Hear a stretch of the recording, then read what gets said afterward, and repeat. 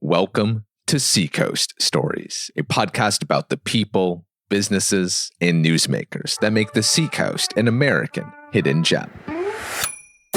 I'm Troy Farkas, and on today's episode, my conversation with the CEO of the Holy Donut, Jeff Buckwalter. The Holy Donut is a foodie's dream. Founded in Portland in 2012 by Jeff's sister-in-law, Lee Kellis, the Maine-based donut chain has attracted lots of buzz over the last decade. Their wide array of potato donuts have been featured in Bon Appetit magazine, the Boston Globe, and even on Anderson Cooper's CNN show.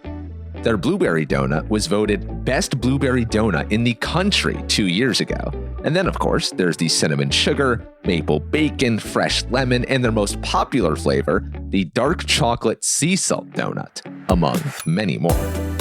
If you get in line early enough, you can grab a donut at one of their 5 stores, 2 in Portland, and then 1 each in Brunswick, Arundel, and Scarborough. You can also find their donuts in select Hannaford stores, and they now ship their donuts nationwide. Seacoast Stories is presented by Yoga East and TheDripBar. And on today's episode, Jeff and I discuss how this tiny donut shop became a national sensation, despite the giant mess he walked into when he joined the family business in 2013.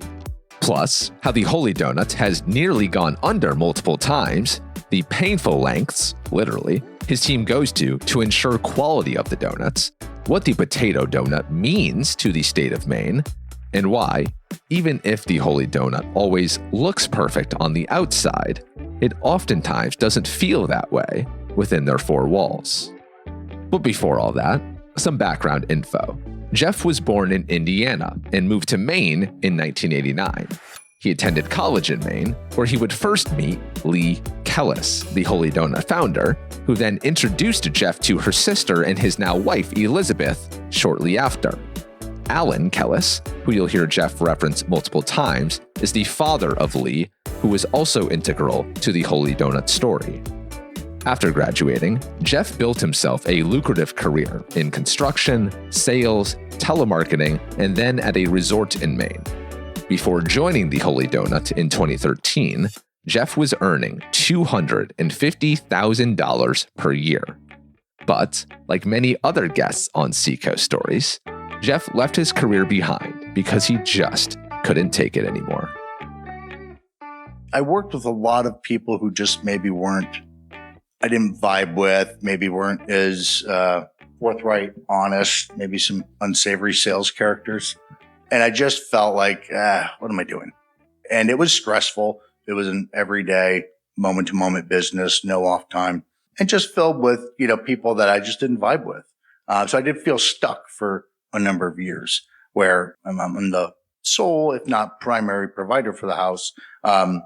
So it was family first. And were you fighting this internal battle? Because I know I just left my corporate career. And so I was certainly fighting an internal battle for a while. I'm making this much money. How can I possibly justify leaving that money on the table to go do something else, which is definitely not a guarantee of me getting back to that place? So was that something that you were fighting? Hourly, certainly, if not daily, right? Yeah. It was all the time. Felt like I was meant to do something different more, but money is trapping, right? And so, as this came about and Lee launched her wholesale business, then her and my father-in-law and my sister, or my wife, Elizabeth, opened up their first store. There was an interesting opportunity, but for my wife and I to, she was already in it. And in the early days, was just working for tips, right? And helping her sister and her father kind of get the business off the ground. And we had to take a very substantial household income pay cut, 55, 60%, to jump in with both feet and go do it. So it was very much a leap of faith. And it's interesting. And I've been asked similar questions that I think, I've always had a willingness to bet on myself and figure it out. And there's, a few things I won't do. And I think that's kind of where magic tends to happen and manifest when there's no way out. And I think something magical can take place. I think that's what happened here. Let's put a pin in why you joined Holy Donuts. Yeah. We'll have you speak on behalf of Lee Kellis, your sister-in-law. Can you take us back to the Holy Donut origin story? Yeah. Lee was worked most of her, I think, adult life in front of house restaurants, bartending, catering, or waitressing, things of that nature. Was very particular about what she consumed in her body. She was at that point a single mom. She was working at a restaurant in Portland, and her boss or the owner said, "You should make donuts." And Portland needs a really good donut. And so she started, and this was back in, I believe, 2011, just experimenting with different donuts. And we had a very tight family. So we would have Sunday dinners together, and we were kind of her guinea pig, right? She would bring those, try these. And one day she brought one in, and we were like, "Holy shit, those are fantastic.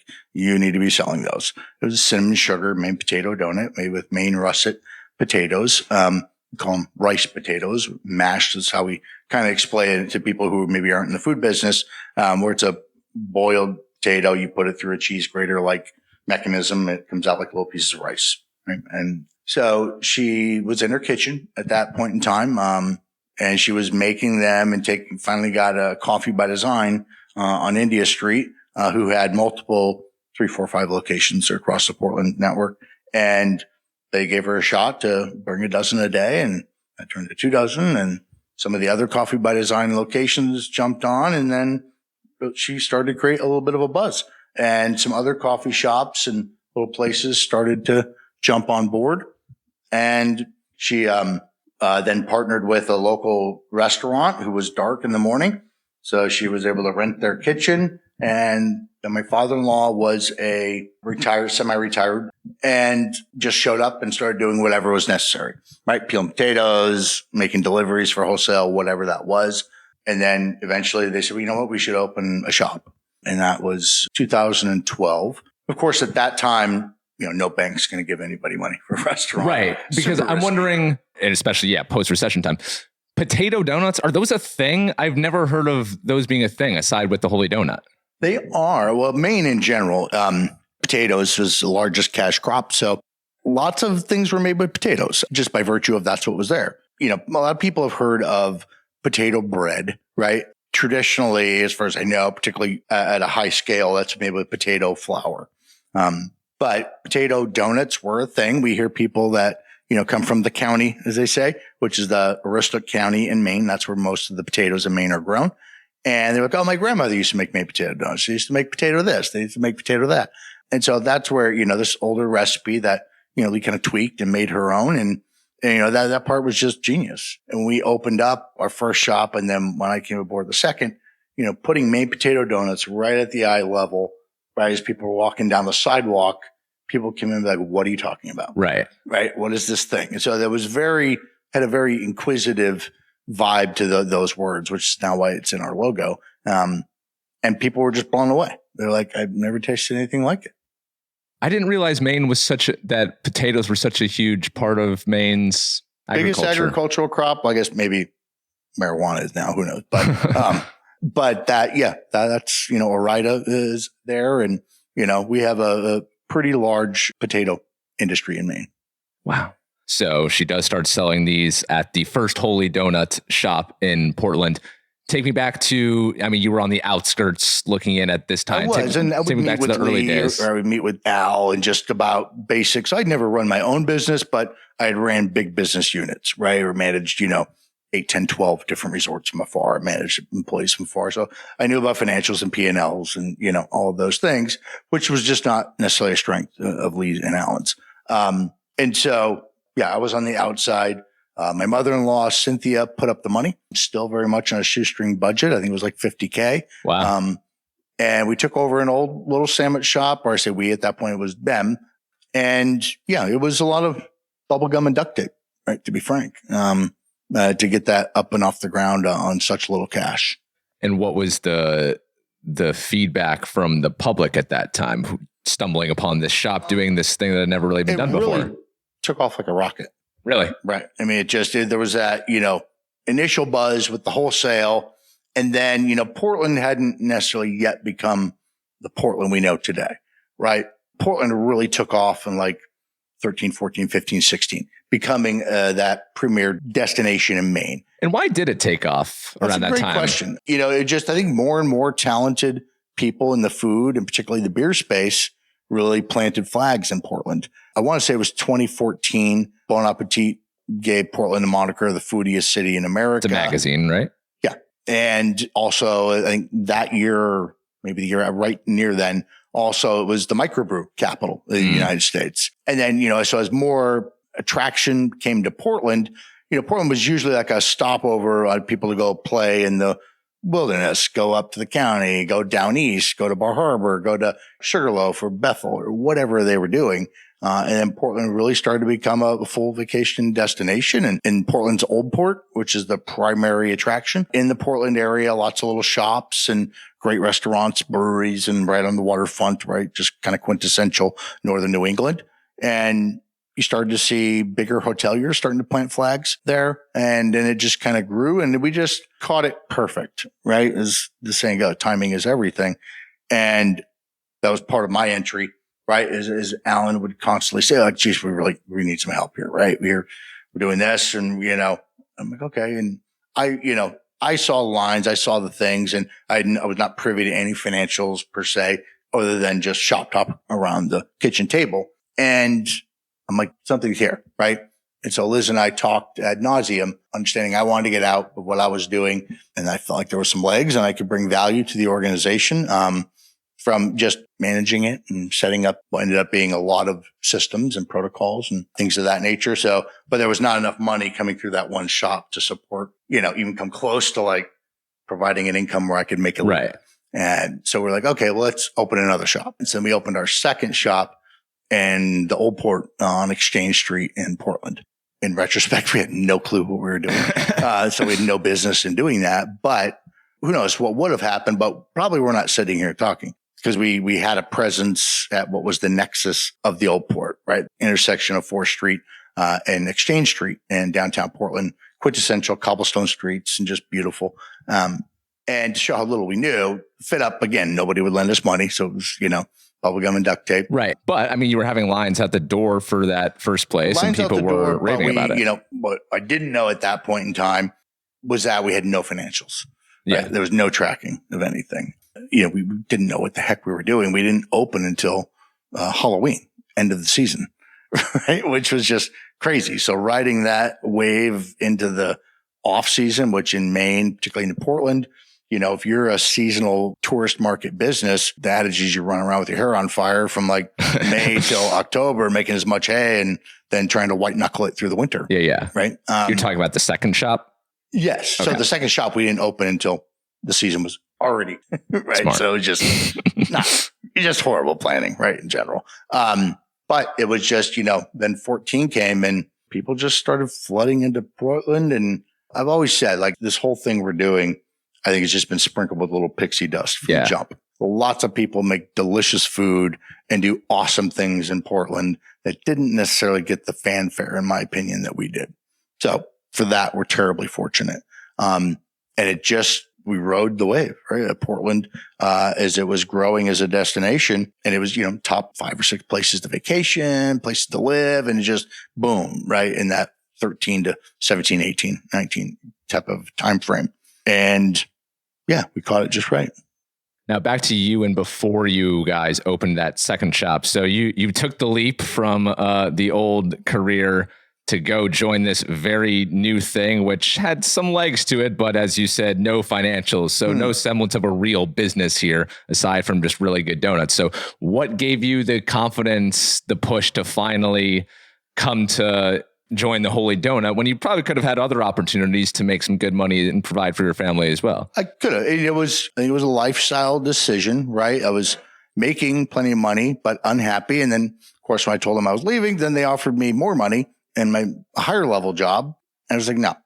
And I think to your question, to that point, in my life, right, I'd always had the ability, I just said, figure it out, right? So whatever measure of success I was able to agree, I had this maybe unfounded and unwarranted confidence in myself. But in my, adult life, so I was, working at this warehouse, was comfortable, right? I wasn't making a ton of money, but they paid all of my benefits, right? And like, okay, then I went over to do this telemarketing thing. And after a while, I'm like, I'm making as much on Saturday and Sunday as I'm making all week. And so I'm talking with Liz. I'm like, I'm going to quit that job and go do this full time. but I'm leaving benefits. There's no benefit package over here, right? There was risk, right? And we had a little child, right? And so I'll figure it out. Went in, did that, and then, started to get to a point where I'm, making decent-ish money, at least for that point as a 26, 27-year-old.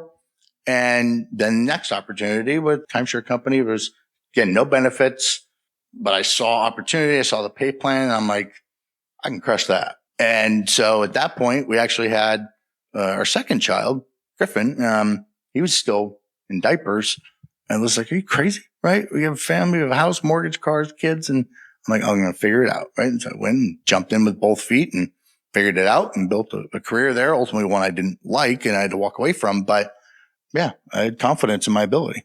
That's really admirable. Were the people in your life during all of these jumps being like, what are you doing, Jeff? You're crazy. Yeah. Didn't faze you? No. Where it comes from, I'm not sure. But my road as a youthful person, or, I'd overcome a lot of things. Right. And so I'm like, I don't think there's a whole lot of things that scare the hell out of me anymore.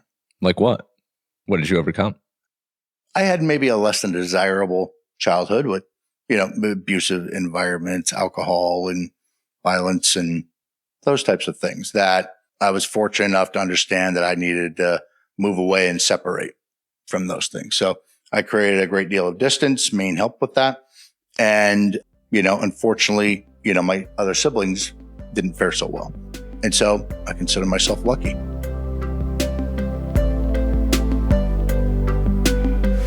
Coming up, how Jeff saved the Holy Donut from extinction. But first, let's hear it for another legendary Maine business. Established on the seacoast in 2001, Yoga East in Kittery is the oldest Ashtanga yoga studio in New England. All right, so what the heck is Ashtanga? Ashtanga yoga was born in India in the 1940s, and it's based on classical yoga philosophy that dates back thousands of years. Ashtanga yoga focuses on a balance of strength building, flexibility, and cardiovascular health through consistent sequences that you will fall in love with over time. All their classes follow a sequence of postures that link breath, movement, and internal focus to get you to calm the mind, which, if you're a creative like me, the mind is always going. These kinds of practices are critical for not going insane every day. When I left the room after practicing at Yoga East, I immediately felt a sense of peace that other modalities just don't give me, and it's so important for all of us. At Yoga East, it is their highest goal to welcome and help anyone and everyone who is interested in the benefits that a yoga practice brings to the body, mind, and spirit. They meet each student where they are, even the beginners, with a wide range of classes and some of the most experienced teachers on the seacoast. Want to try it out? Then click the link in the show notes to sign up for a 5-class card and use the coupon code STORIES at checkout to get 50% off. That's 50% off with the code STORIES at checkout in one of the best yoga studios in all of New England. Thank you. I really hope you check it out. Offer expires at the end of this week. Now back to my conversation with Jeff Buckwalter, who at this point in the story has just taken over the financials for the Holy Donut in 2013.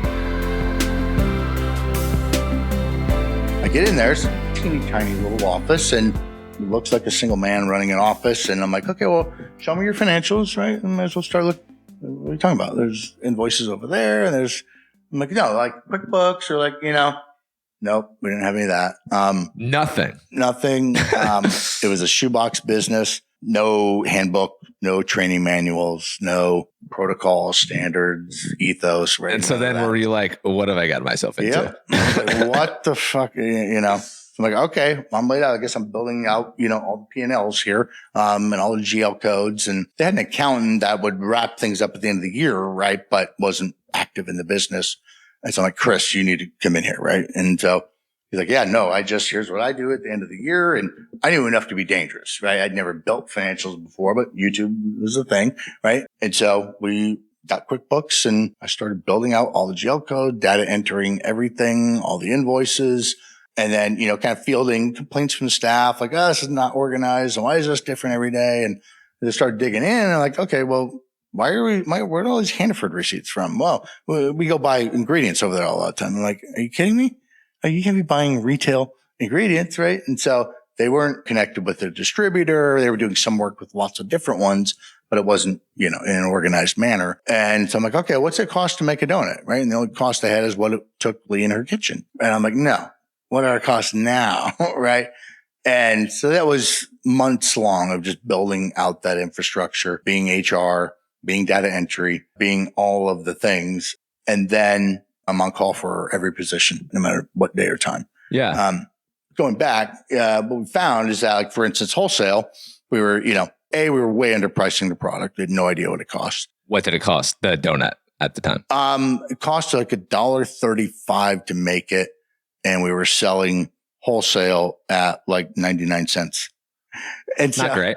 Not great. And so I said, wholesale stops immediately. For a couple of years, I was not very popular, let's say. Right? Cause it was my job, not at the direction of Alan or Lee, but like, okay, if we're going to run a business here, right? We need protocols, we need rules, we need standards, we need blah, blah, blah, all the things that you have in a business. And that rubbed a lot of people, a lot of times Lee and Alan, the wrong way. Yeah. And, because I was trying to corporatize this business. And I'm like, no, it's just, there is no business, right? If we don't do these things and understand all the things and your cogs and costs and labor and early days. I mean, it was just a little punch card, or it wasn't even punch. People were just filling out time cards. And I'm walking around, I see so-and-so leave, and just every once in a while I pick up the time card. I'm like, oh, you just padded your time card by 2 hours. Oh, That's interesting. Pop in at midnight or 1 o'clock in the morning just to check on the overnight staff. And I was just finding like debauchery, like they're eating all the food. And all of a sudden I went in the bathroom and there's you look in the medicine cabinet. Oh, there's 2 open Allagash beers in there. All right, help me to understand. Right. It was just the Wild West. And there was just no order. I wouldn't say none, but it was very loose.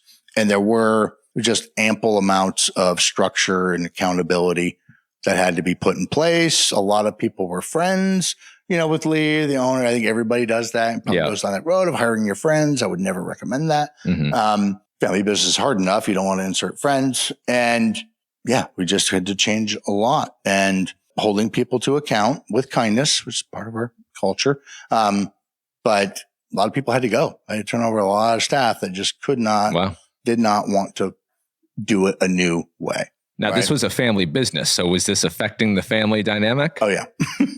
And so it was, and I'm grateful. We had a very good, strong family unit.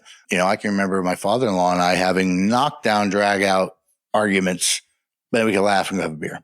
Right. And what were some of these arguments? About why we should not try to get in the gems and jelly business, or why we have to stop selling wholesale, even though I understand you're getting checks, but we're selling dollars for 75 cents. You can do that all day and you'll go broke. And so just, around business acumen tenets, right? And the right way to do things. And to, I'm going out, I'm talking to everybody who runs a bakery or donut shop and bending their ear, buying them lunch, buying them a beer. Like, okay, I got to figure this shit out like right now. There were multiple payroll weeks where we were within hundreds of dollars. Like, I'm not making payroll. Wow. Like, who's not going to get paid in the ownership group today? Or I can get away with this much. I can only, and, so there was a lot of heavy lifting to provide the structure and organization and a platform and a foundation for growth. Something I heard you say was that in that first year, you took it upon yourself because you had to be on call all the time, to learn every single part of the business. So frying donuts, glazing donuts, checking people out, whatever had to be done. Is that common for the CEO of a business to do that? Or did you feel you had to do that? I mean, at that point, I wasn't CEO. And so I wasn't part owner at that point in time, but I knew there wasn't anybody else who was going to learn all of that. And all of my livelihood is on the line. Yeah. Right. So what won't you do? Right. Also, and I've taken over enough teams and things in my career where optics on that type of stuff aren't unimportant. Right. I will get dirty with all of you. I will do the shittiest job. I'll live in the dish pit for 2 hours, whatever. Right. So that way. And again, I was kind of the de facto boss, right? I just had more experience, and I think Lee and Al tended to have a hard time with tough conversations, as most people do. But they have to be had if you're going to run a business and a profitable one. And so I grew up in that world, right? And I was okay with doing that and holding people to account, training, but doing all the things, right? But we're only going to talk about this so many times before this may not be a good fit for you. Yeah. Right. And we got to move on and go do other things. What we owed them, which at that point we didn't have job descriptions. We didn't have clarity on deliverables, right? We didn't have go, no goes. This keeps you employed. This prevents you from being employed here. We were a very kind, thoughtful, hardworking group, but it was chaos. Yeah. Right. And you can't grow from that. I think for anyone listening, what we just mentioned here is a good point to underscore. You mentioned the optics. When I worked at ESPN and I was in the trenches, the vice president of the company came down at 4 p.m. just as he was about to head out and peeked his head into my little production control room and just started pestering me with questions about what I was doing. Things that are so below his pay grade, but were so important to the company and the products that the sports fans around the world were seeing. And he took 30 minutes just to ask me questions. What are you doing? Why are you doing that? Just because he wanted to learn. And I think it sent a really good message, kind of morale wise, to everyone around as well, that I'm just as in it as you. I don't think I'm better than you. So I thought that was really cool. Oh, I think, every good leader I've ever met or been around or studied led with humility and have a servant leader mindset. Right. And in that scenario, so, again, in taking over teams and kind of being that guy that comes in and fixes things, job one is I got to get buy-in here, right? I establish trust, right? I got to see that I will answer my phone at 2:30 in the morning. I'll be there by 3, right? Whatever it takes. That's endearing to people, right? And when you're going in, not being shy or, about asking a dumb question or pleading ignorance, right? Teach me. Right. And then people start to light up. Oh, I get to teach this guy, and there's pride that starts to form there. And so it's a tactic, but it was, authentic as well. Right. You have to create followers before you can start leading anyway. Right? And so just proving myself to them that I'll do whatever. I'm not just, corporate guy with coming in with the tie. I'm not too good for any of it. So let's go. Right. Whatever it takes. So you mentioned Portland really starts taking off in the mid 2010s. When you look back on Holy Donut's growth, what do you pinpoint as the moments where things really started to turn for you guys? I think it was the summer of 15, probably. There was just a parade of TV shows knocking on our door, Travel Channel, Food Network, Lee and Liz on a whim. I'm not sure Liz will remember the story better than I, but I get a call from Anderson Cooper. Wow. So they took all their took donuts and just raced to New York City and, we're on, they were eating their donuts on Anderson Cooper Live, right? Wow. There was just, a number, it was just holy cow. And all of a sudden, Exchange Street, line up the block, 150 people deep. Then cruise ships came to Portland. And it was just, we were the darlings of the old port. And again, we had a really good product. I can't give us super high scores on quality of, how well we operated as a business, or the little spot on Exchange Street. We used to affectionately call it the donut mosh pit because it was bananas. It was just start, stop, lines out the door all day long, in the height of season. Right. Wow. And it was exhausting. Right. And so my wife, who, really manufactured and set the standard for front of house. It was, owners usually around or at the counter some point every day, right? And those were grinding years, 16, 18 hour plus days. But, it was either me or Alan, Lee, or Liz at one of the counters, and you control that narrative and that environment. And that's really where our service level standards came to be. And Alan was very outgoing and salesy, as am I, although I have a split personality between terribly introverted in my personal life. And then I have to do this and be very, type A in my professional life. Wife, very outgoing. So was Lee. And so there was this playfulness and this genuine, very authentic guest interaction that you don't necessarily see at a QSR or a donut shop or certainly a Dunkin' or, some other our competitors. People really understand the product, knew the product, looked you in your eye. It was a genuine, thoughtful well wish. It was a family business. It was really authentic service that was playful, and people would come up and be like, I don't know what a potato donut. Just get up here. We'll figure it out together. I'm not going to bite you. Right. Come on over. And they left with feeling oh, and then just social media, blew up. Yeah. Very social media friendly for sure. Very, very, very. Yeah. Our donuts are very photogenic. They have interesting colors, and it just boom. Right. It would just skyrocketed. These outlets, these Anderson Coopers and Bon Appetits and whoever was coming to you, how did they find out about you guys? Is that something that you guys, like your PR team was working on? We still don't have a PR team. And it was all organic. They just landed in our lap. Wow. And so what's that like when you're like you're coming within hundreds of dollars of making payroll, and then you have these massive publications with massive loyal followings, to see that just fall in your lap? What's that like? And we would discuss this as a family, or, holidays, dinner, whatever. Like, is this really happening? Like, this is just donuts, right? But it's not, right? And that's a very tongue-in-cheek statement. What we're doing is far more than that. But it was literally, it all just, the email came in, the phone call came in. I don't even know why. I think, again, as Portland got more attention, and you have James Beard award-winning chefs in town, big-time microbrew exploding on the scene. I just think Portland in general caught the attention, and we happen to be positioned. If we just had Park Avenue, those people are never probably talking to us. That's why I said it was very serendipitous that we made, in retrospect, a somewhat foolish decision to go open another shop. We didn't know what the hell we were doing, but we were right there. So anybody visiting Portland was walking by that shop. And that product, Lee created just a absolutely magical recipe and product. It carried us for a long time while we figured out what the hell we were doing. So when you guys started getting all this publicity and you have these massive, massive lines, how are you guys keeping up with the massive demand? That's a great question. So at that time, 14, 15, 16, we just had Park Avenue. It's a little bit bigger than Exchange Street, but not much. And that place ran 24/7. Everybody was stepping all over each other. I mean, it was 14, 16, 18-hour days, 6, 7 days a week, like just grind. And we would sell out almost every day. Wow. And we were, accused on a few occasions, like, they're just kind of manufacturing scarcity a little bit. I wish we were that smart. Oh, interesting. What do you mean? Meaning like you're setting up a sellout model. So like when people, there's something, we don't sell out anymore, or rarely, I should say. But there's something like, oh my God, it must be great. Yeah. I got to get here sooner next time. Yeah. And I went to that whole other place and never sold out again. And it just created this interesting demand. Oh, right, right. But I'm like, no, trust me, we don't know what the hell we're doing. So we eventually had to get that place where I kind of had to put my foot down, like, enough, right? We need to figure this out.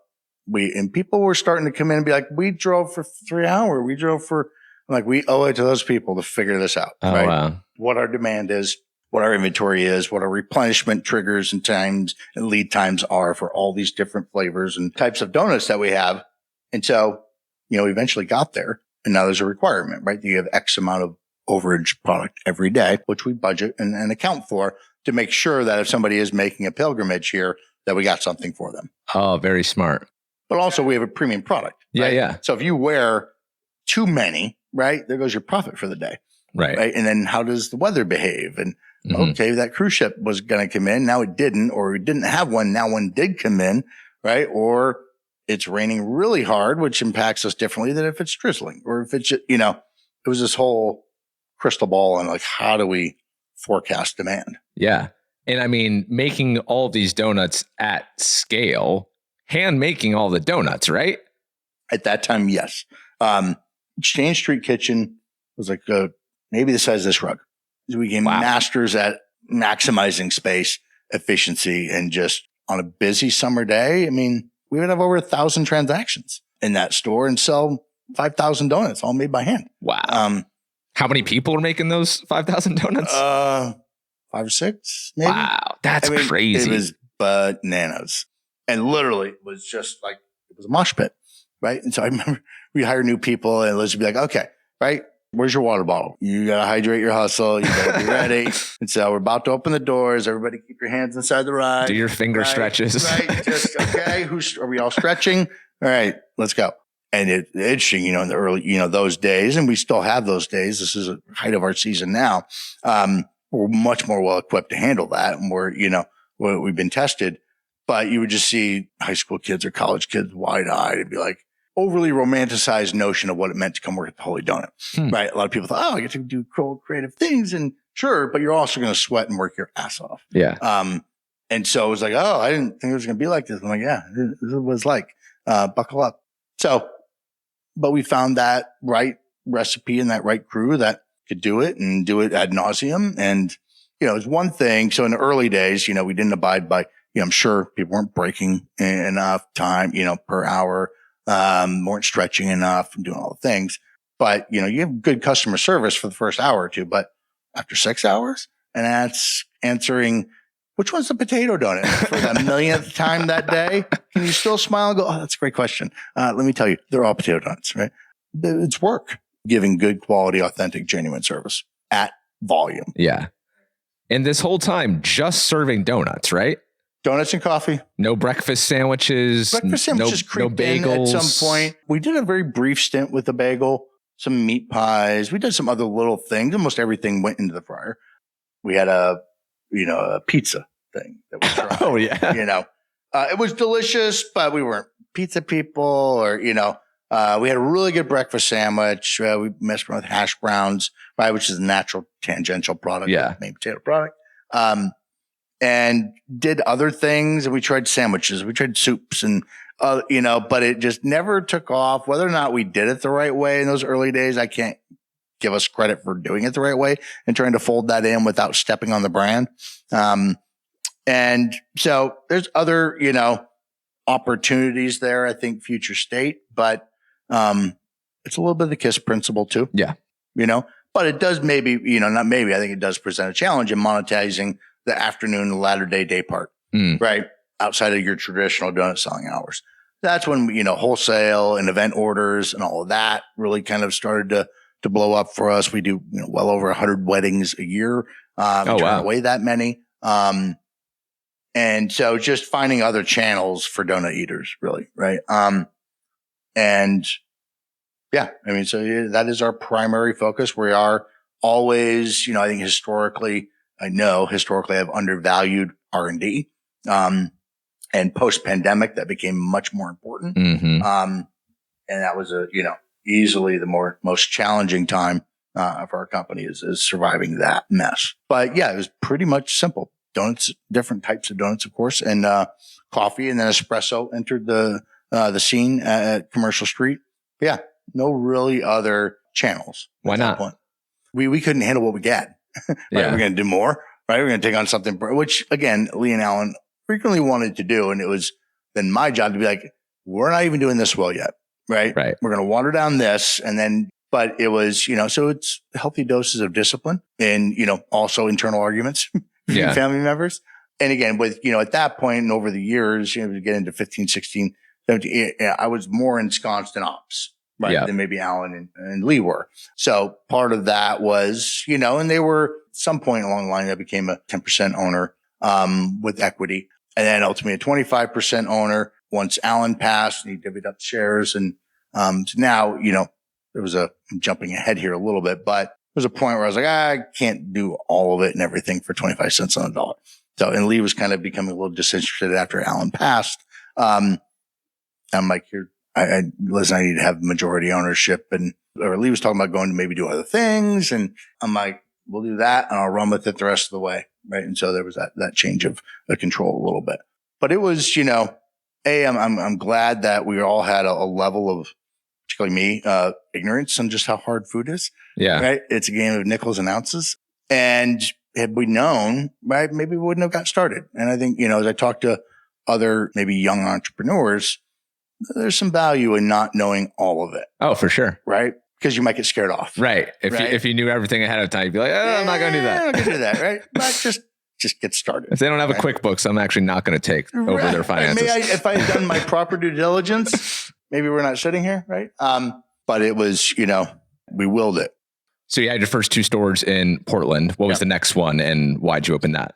Scarborough. We're bursting at the seams, right? Exchange Street, and this was in 2016.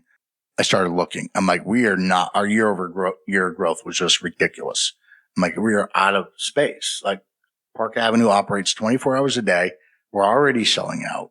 Like there's no way, right, that we're going to be able to meet the demand of next season if we don't have a bigger commissary facility, right? Because at that point, Park Avenue made all the dough, all the glaze for itself, wholesale, and for Exchange Street, right? And there was just no more time, no more walk-in space, no more anything. I'm like, we need a bigger spot. So we went, looked around, and, I found an old Tim Hortons on Route 1 in Scarborough at the corner of Haggis Parkway. And it had a drive-through. And learning that drive-through game was critically important, particularly as it relates, at that point when the pandemic hit, we had those 3 locations. We didn't have that drive-through. We're definitely not sitting here. Yeah. I heard you say that 2020 and the pandemic exposed the Holy Donuts model. How so? The handmade nature of it, portion control, right? It was all up and down. Cost of labor, particularly important, which 2 of our 3 stores were in, with hazard pay and the other things that were in play, plus supply chain breakage, ingredient costs. It wasn't working. And again, when the pandemic hit, Exchange Street was our golden goose, right? They lost 80% of their top line, boom, overnight. Wow.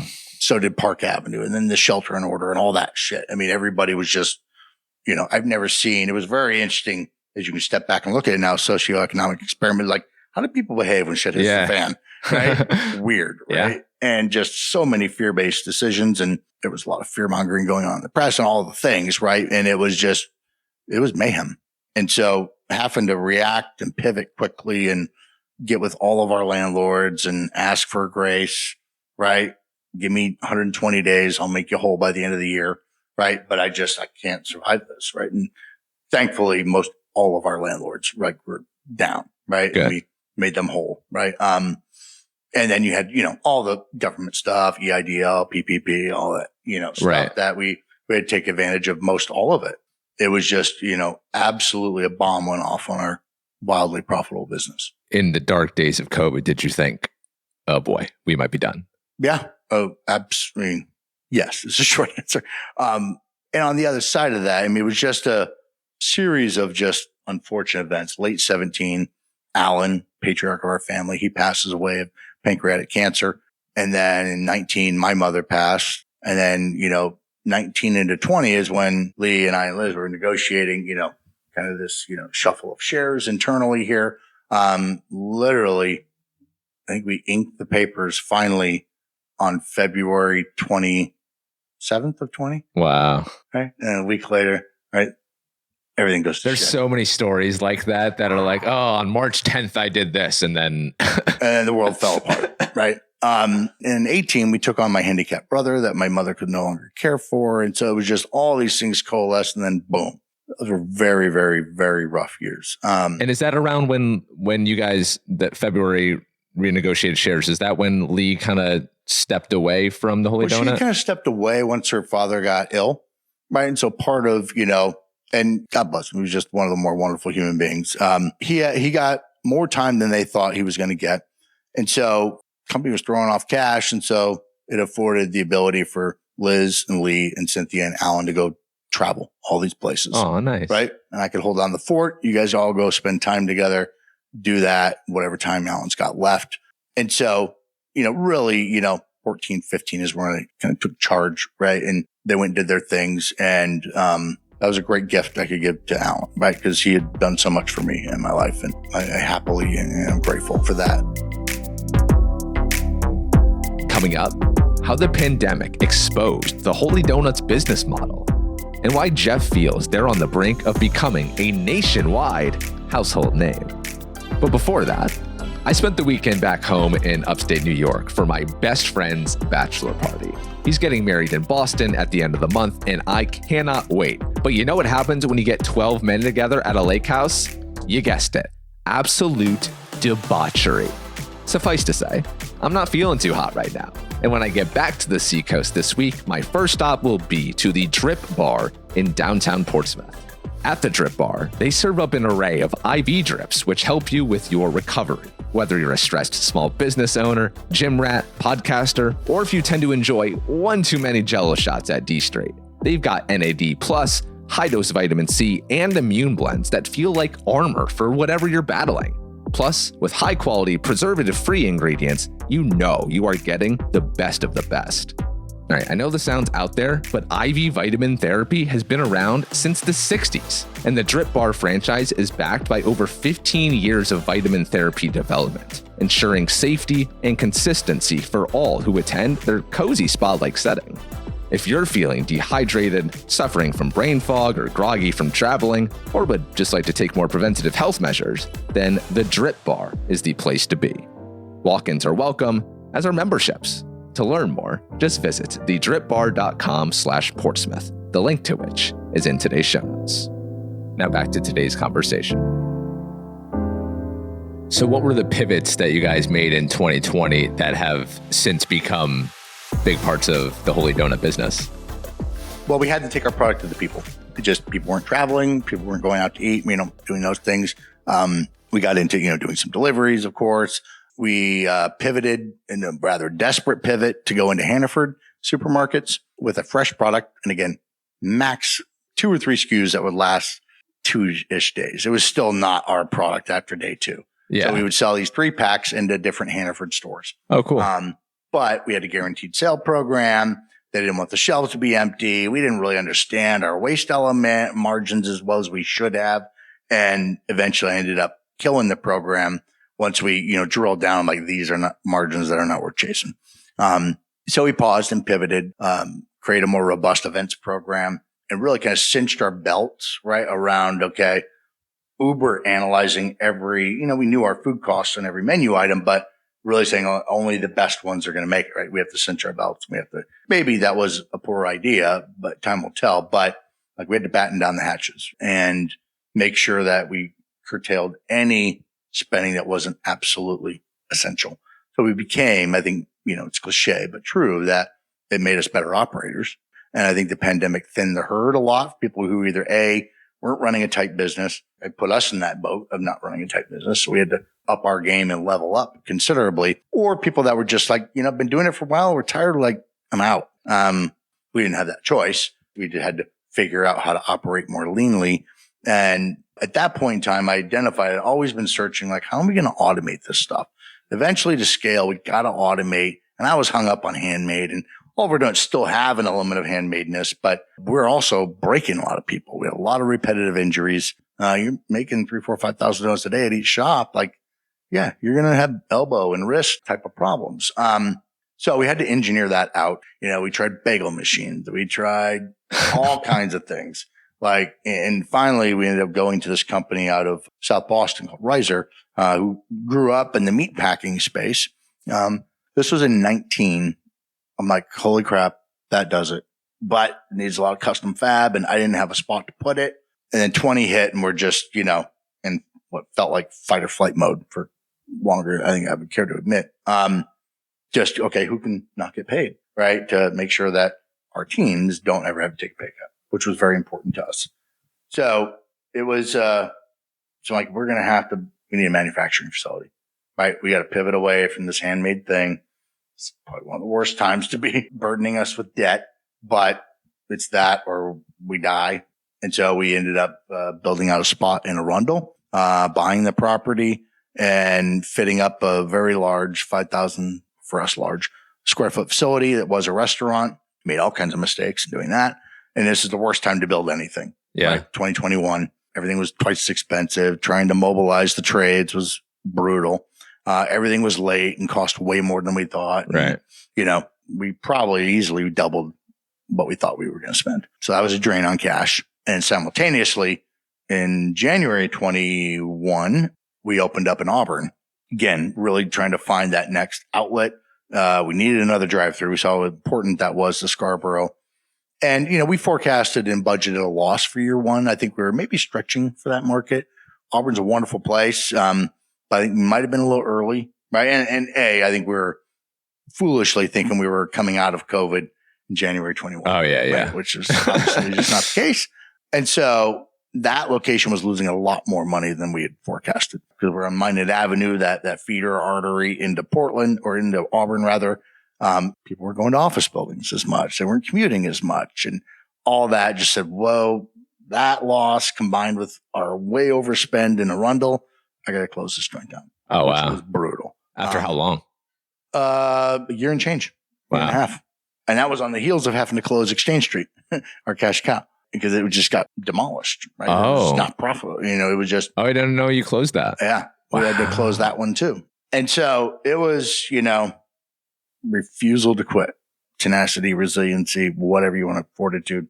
It was the empire was crumbling, right? And so how do we stem the bleeding? But the first, step one was like, we got to eliminate hand cutting. That's what's hurting people the most, right? We have definite gains on product quality, portion accuracy, consistency, those types of things. So it was just a step by step. We're still in that process, to be frank, right? Bringing in auto glazing and, auto glazing, right? Which is just, whether it's, we're not there yet. We're actually R&Ding. We now still glaze by hand every donut, every day, which kills me. But so we're, trying to be strategic on where our ROI is placed because we're still climbing out of getting our ass whipped during the pandemic. Where, again, I think, there were so many times where that could be a death blow or that could be a death blow. And just a refusal to quit or, we became, Liz and I, certainly we call ourselves, we're apt manifestors, right? And, we're very in tune with the law of attraction and those types of things and we became really good at framing, right? All human beings have that ability. And, whether you adhere to stoicism or whatever that is, that it's choice, right? How you react or how you interpret, completely entirely subjective and you have a choice. So as we're going through all this and we're seeing retail getting pounded and everything, I'm like, well, okay. Cause I've been talking about shipping and our guests said for years, most asked question, you need to ship your product. When are you going to ship? When are you going to ship? All these tourists come to Portland, they go back to their home and be like, remember that donut? And price wasn't an issue. Like we were inundated, but we didn't have the ability to ship our product and feel good about it and be proud of what showed up at somebody's door. Yeah. So once we had our facility, we began automation, we had bigger freezers and we're like, okay, we're going to test pilot this. And so that was last fall, or last summer, I should say. I had been shopping people for maybe 2 or 3 years on people who ship donuts and baked goods. And I'm like, that bar is pretty low, and we're biased about our product, obviously. But, we get donuts that were broken and the glaze is falling off. Yeah. I'm like, I really just pay $75-$80 for a dozen donuts that look like that. Right. I'm like, if we can get our product to 90% of what it is on the shelf, I think we can dominate that space. And, we're certainly not, we're still fledgling in that channel, but the response was bananas. Wow. I mean, we just got ran over. I mean, me and Liz and all hands on deck last Christmas season, capping orders at 200 a day, running out of freezer space and just, it was mayhem, but good mayhem, right? Felt like the old days in the donut. And Liz and I say that frequently around that. And then it was, okay, why aren't we packaging and taking this to market? Like Hannaford and us, we, talked on a few occasions, but I'm like, I can't go with the perishable product. And so all of this, we had to learn to freeze our donuts and slack them and bring them back to life. Because with a very short shelf life, 1-day product, how the hell are we taking this to market without stepping on our ingredient stand? And that's an ever evolving thing. But for now, it's holy cow, with minimal reformulation, these 6, 7, 8, 9 SKUs perform really well and they come back to life really well. And an interesting story around that. One day I was in our Scarborough store and just making my rounds and I see this gentleman leaving and he's got 2 bags of gluten-free, 2 dozen in each hand, and somebody else is helping him out, like 8 or 9 dozen gluten-free donuts. And I said, I gotta know, where are you going with all these gluten-free donuts? Is there a gluten-free party or convention? Nope. I live in Canada and these are the best gluten-free treats we have. And I bring them home and I freeze them and they're fantastic. And it was like a light bulb moment. I'm like, oh, okay. And so then we started that level of experimentation and we had to get into packaging and we had to understand. And again, I can take zero credit. My wife and Lauren, our wholesale manager, really did a masterful job at, so I think a few things we had to get clear. Okay, how do we represent and mimic the interaction that you get when you're talking with one of our teammates at our stores? Authentic, genuine, on point, simple, wholesome, to be reflected in our packaging. But moreover, how do we make sure that we know what the R value of the box needs to be? How many gel packs to get to Seattle versus Baton Rouge in August? Okay. And then we did that. Okay. Now we have water kind of, coming off the gel packs. Now we need a moisture barrier. We need different types of filler, right? And couldn't be styrofoam. That's not on brand for us. And so we shipped hundreds of orders. We have a lot of relatives around the country or former employees that now live other places that were kind of our guinea pigs. Oh, cool. Okay, and here's your questionnaire. It'll be in a QR code. Boom, throw this in and it'd be like, oh, we need to make this shift. And now we 2 gel packs to get here. Then as the season changes okay, what if we ship 2-day air? Everything's got to go 2-day max. We underestimated the impact of an unpressurized cargo container right in the airplane. So we had these little sensors we put in the boxes that would tell us all the, and it works. Our product gets to people's doors. Even in the height of summer, we can ship to South Florida and it will be somewhere between 70 and 78 degrees, the donut. Wow. Your attention to detail is incredible. Like I said, I deserve very little of any credit for that. Our team is fantastic and they figured it out. And there's people who are just passionate about, like, we will not send this donut that we're unproud of to somebody's home. Won't do it. And we didn't do it for many, many years, right? Just because, like, we can't believe it. Yeah. And, again, as I've traveled or other family members have traveled, I'm like, just throw a dozen donuts in the mail. Let's just see how they arrive. Right? Not good. And I'm like, yeah, no, that doesn't work. I'm going to Colorado or I'm going to Keys or I'm going to Texas, wherever. Ship me donuts, right? And before we launched, fortunately, my dad passed last year, so I had to go to Texas or South Texas in August, September, brutally hot. I'm like, shit, well, I'm here and, wrapping up his estate, just keep sending me packages, send me test shipments, right? And so we take videos and just making sure because not all SKUs behave the same. Some glazes didn't behave. And so, for instance, right now, our big R&D effort is Maine Blueberry Donut. It's our biggest seller in the season. It won Best Blueberry Donut in the United States, I think 2 years ago. So we're very proud of that, but it is not slacking and coming back to life well. The glaze is sticking to the cellophane. And so there's an R&D. So we have now 7 distributors that distribute our product throughout New England, certainly shipping, right? Everybody's clamoring for that. So we have to get it figured out, but I'm sure my R&D guy, I'm probably his least favorite person. Like every day I'm like, where are you at? Right? I need that donut.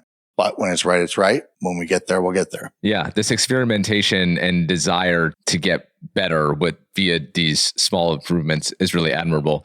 So a couple years out of the pandemic, you guys now have this program where you can ship donuts nationwide. I heard you say that you're flirting with Whole Foods, trying to get the donuts in the Whole Foods, and you guys are in Hannaford as well. So in 2025, as you sit here today, with all of this going on, how would you assess the state of the Holy Donut business? I'm very proud of what we A, built and B, what we were able to endure. I know a lot of really good businesses that did not make it. And so that's a testament, I think, to our belief and our team. I'm continuously amazed and humbled at the quality of individual that chooses to call the Holy Donut home. I work for them. They don't work for me. And I'm as excited and we're learning, right? And I've hired, unfortunately, I've shared a couple times we had to, having to let go or move on from people, probably one of the hardest things, right? As you're growing a business, but not everybody's going to always continue to make that transition. And being very honest, I think, I wrestled with depression a lot in the 2021, 22, 23, for a multitude of reasons, more, but it was just a constant grind, in the business. And I think I let some wrong people in the door, that didn't have the Holy Donut's best interest in mind. So I had to walk away from, particularly one gentleman there. And then as, my wife came back into the business, Liz, she was starting to notice some things like this. That's weird. And she would sit in a meeting and she was like, the hell's wrong with you? She's like, that's not you. Since when do people get to come to a meeting without their stuff, without things being ready? And ultimately kicked me in the pants and was like, where's the guy that built this business? Because those few years, it was 7 days a week. It was 80, 90 hour week. It was just like figuring out how to not die, right? Which was exhausting. And I'm not shy about it. I've been in therapy for 25 years. And so just leaning more into that, and acknowledging, the load that was mine to carry. Because at that point, Lee wasn't in the business. Al wasn't, I was the only owner operator in the business. And it was, being a CEO, that's lonely in and of itself. And so long story short, last August, we had to part ways with 3 of our 5 directors, height of our season, and we had the wrong people. At least 2 of them, I think, were good human beings, but just were either tired or just, it was a gauntlet. It was gut wrenching getting through those years. And I'm like, okay, yeah, they all got to go. So I'm like, Liz, it was our 25th wedding anniversary year. We're supposed to, take this big trip. I'm like, that's not happening. And I'm going to be taking over my director of retail and director of commissary. I need you to run HR. Are you ready to come back in and do all this stuff? And kind of hit the reset button. Of course we did. And like everything, it was such a powerful learning lesson. Everything got better immediately. Oh, wow. Shorthanded. We were able to, again, once you call negativity, and there was a lack of respect, I think, from that group of people. And, again, I harbor no ill will. I wish them only well out in the wild. And we all have lessons that we have learned at different points in our life. But I had become numb to the, I can't. And we can't do that. We can't do that. That's the first place, right? And if that's your first place, that shades every other thought you have downstream. First, how can we make this happen, right? And so meetings became more productive. We executed better. We were able to up our launch of e-com by 2 months. We were able to up our launch by almost 3 months for wholesale, just by, it was addition by subtraction a little bit. Mm-hmm. But it was that willingness to, I spoke about optics earlier. I'm like, also, this is maybe gonna, we're 50 now, right? We're not spring chickens anymore, but it means we're grinding everywhere, every day, again, to kind of hit the reset button. And of course, she's down. She's an absolute badass. And so, like we had to reset. We got to make sure we get everybody out of our camp who's drilling holes in the back of our boats, and reset and go find the right people. And so that's what we did. In 2023 time, when you were battling depression, was it those people that were the source of it? I'm a full ownership guy, right? I mean, nobody can, make anything happen for you. It's what you allow and what you don't allow, right?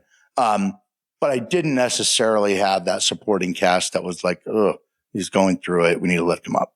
And so we just painful lesson. But I also just kind of lost my faith a little bit in myself, right? And I think I underestimated the load of the previous 3 or 4 years, right? Losing my mom, taking over, my handicapped older brother, having to short sell our house and move. So we didn't have, first floor bathroom. My mother dying, Alan dying, negotiating for a year on the sale of the shares. And then literally a week after inking it, bomb goes off. And I'm just like, it's a lot, right? And I'm not one that tends to acknowledge the load. But that, I had to come to like, that's a lot, right? And it's okay for it to be a lot. And it's okay to struggle, right? And it's okay to, lose your way and then find it again. Why do you say it's lonely being a CEO? Well, it's just, you can only, complaints only go upward. Right. Never down in an organization. Right. And so, I have other, I think it was 18, late 17, early 18. I joined, Vistage, which is the CEO or business owner group, which I found very valuable. And I couldn't be more fortunate to have the number of mentors that I have. People whose brains I can pick. I can be raw and authentic and ask dumb questions too. And I'm not shy about asking a dumb question. But I have a score mentor I still see, and I understand I don't come here with a business degree, right? I'm on the job and I read voraciously around, business. So there's just that continuous improvement mindset, right? That's a requirement if you're going to run a business. Well, on that note, what's next for the Holy Donut? What's coming down the pike? There's some a couple opportunities I'm looking at right now that I'm just not, I'm under NDA. I can't speak to them, but if there's an NDA, that means it's big. I love that. Our wholesale channel is exploding. That's the biggest thing we have going right now. We have a few thousand cases and POs that we ship, they come get picked up every week. We're with, several big broadline distributors. We're in a test pilot with Hannaford's, I think 5 or 6 of their affiliates with our traditional donut in the center store frozen bakery, frozen breakfast section. We're doing much better than what they paint success, so which is great. We'll be launching end of August at 74 Hannaford's with our gluten-free SKUs. Oh, wow. Which has been one of the really cool, bright, shiny spots of entering the shipping and the wholesale space, is that we found a really sizable hole in the premium, individually packaged gluten-free treat space. Again, obviously I'm very biased, but I put our gluten-free donuts up against anybody's gluten-free treat any day. We're talking with some larger grocers as well. We're part of the Whole Foods frozen breakfast review. We'll see if that pans. Talking with Wegmans and, some other larger players and learning this world of distribution, but we have every intention on taking this on a national stage, and we belong there. I think you do. You guys are clearly on that track. I've got a couple more questions from you, and I really appreciate you taking the time to be here and driving from Scarborough to little old Portsmouth to be here. My pleasure. If 2025 Jeff could give 2013 Jeff a piece of advice in hindsight, knowing where the Holy Donut is now, what would you want 2013 Jeff to know to prepare him for the years to come? It's a marathon, not a sprint, for sure. My impatience precedes me, for good or for bad. That is where a lot of my work lives as a leader. Is, I used to get really fired up. Just age and the grind will subdue you a little bit. But I used to be, pretty fiery, and a lot of things would upset me. And I didn't quite yet understand, right, all the things that I've learned in maybe the past, 12 or so years of what you control and what you don't. And that reaction is your responsibility. So I think I would get hot and bothered and frustrated way easier. And so I try to pass along to my kids, right? Just, it's not always that way. It's just, it's a long journey, right? Just take it step by step. But I'd also kind of tell them, you were right. This thing does have legs. And always, I don't remember where I heard it one day, but again, I think it's akin to, my willingness to take on risk, which is really just, right? There is no reward in life without that, right? They're inexorably linked at the hip. Is you don't have to know it all. Just step into the unknown, right? And have confidence that you're either going to land on something solid or you're going to be taught how to fly.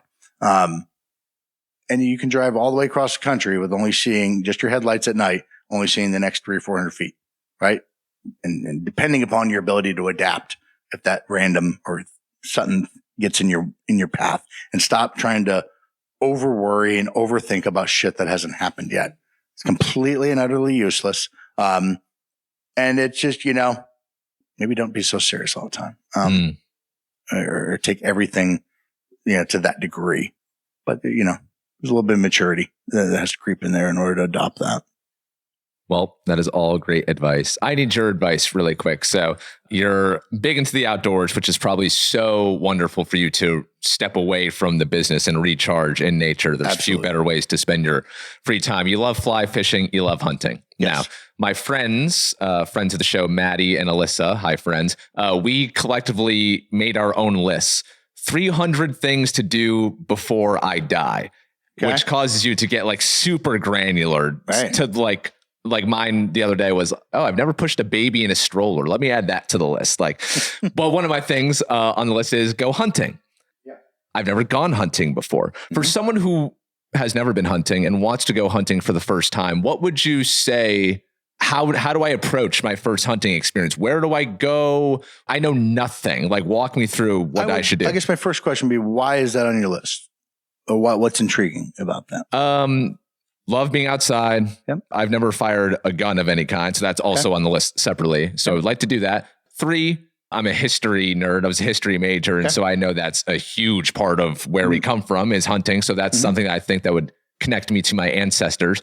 General curiosity as well. And, I've never eaten fresh game like that. What? I would love to go through the whole process of all it entails. Have to come up to Scarborough and I'm going to have to. So I would say, it is, for most people, if you are a hunter, and I hunted my whole life, guns and bows, and now I'm really primarily a bow hunter. I don't have anything against gun hunting of any kind. It's just, again, my nature is to do the most challenging version of that thing. Oh, right? Okay. So same thing with fly fishing. Is there a stigma around gun hunting as opposed to bow hunting? Not necessarily. And it's just to each their own, right? Okay. It is just far more challenging. You have to get so much closer to the animal, right? And you have to, be much more aware of your scent, wind direction, thermals, and how that impacts, and particularly for the critters that can smell you. But it does put you just in tune with something that the overwhelming majority of the people in this country are not in tune with nature. Yeah. They're just not. There's a rhythm, there's a controlled chaos to it. And for me personally, I think we all should have a very healthy distrust of where our food comes from, right? Chicken breasts are not meant to be this big, and they're just what's in our food, right? So always trust the Holy Donut, though. Of course. Well, there's a couple exceptions.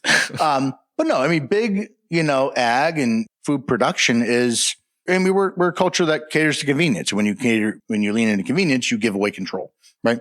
But for me, there's something to your point, and you're referring to your ancestors, very cavemanish about going out into the wild and plucking your dinner. I'm not trying to domesticate an entire species of animals. I'm just going to go get that one that I need. And I know it's free range, no GMO. I know it's organic, all the things, right? And I think anybody who eats meat ought to at least once go into the wild, harvest an animal, process it, package it, do all the things, and then have it for dinner, right? You'd be amazed at the amount of pride and value there is.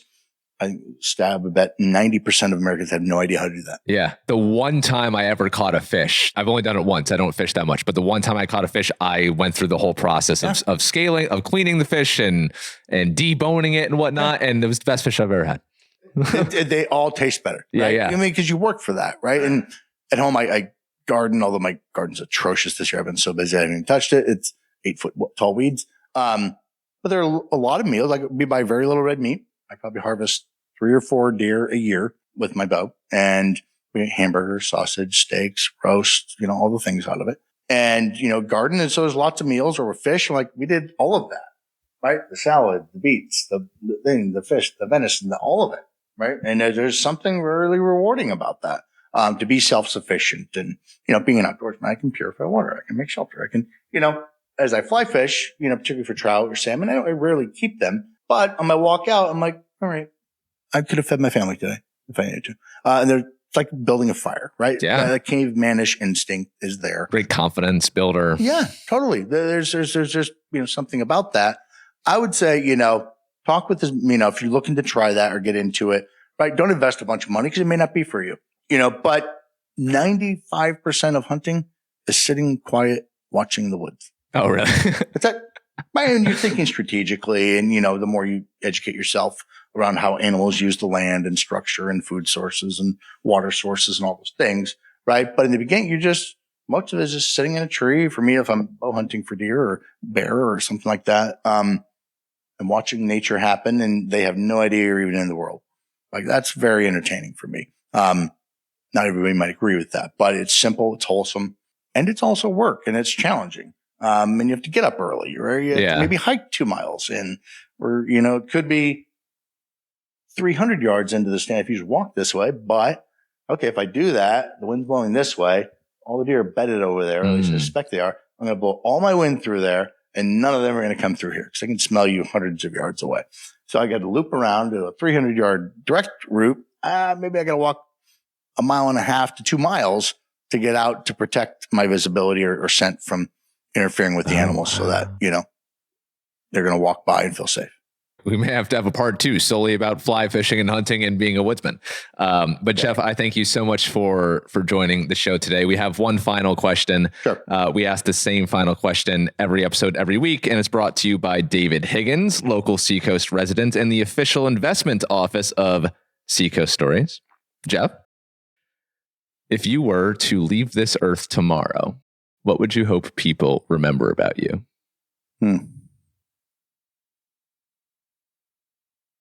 That's a really good question. I've never been asked that.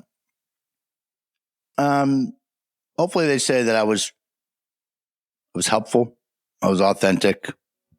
And I helped people and I gave more than I took.